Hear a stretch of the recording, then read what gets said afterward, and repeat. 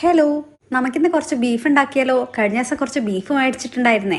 നല്ലോണം കഴുകി വൃത്തിയാക്കിയതിന് ശേഷം ആവശ്യത്തിനുള്ള മസാലകളൊക്കെ ചേർത്ത് ഞാൻ കുക്കറിലിട്ട് വിസിലടിക്കാൻ വെച്ചു.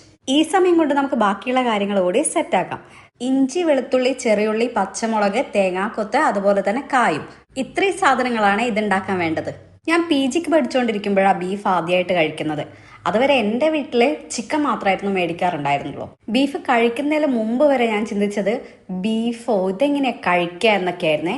പക്ഷെ കഴിച്ചു കഴിഞ്ഞതിന് ശേഷം ഞാനൊരു വലിയ ഫാനായി മാറി. ബീഫ് കഴിച്ചു തുടങ്ങിയിട്ട് കുറെ കാലമായെങ്കിലും വെച്ച് തുടങ്ങിയിട്ട് വളരെ കുറച്ച് മാസങ്ങളായിട്ടേ ഉള്ളൂ. ആദ്യമായിട്ട് ബീഫ് ഉണ്ടാക്കിയപ്പോൾ കട്ട ഫ്ലോപ്പ് ആയിരുന്നേ.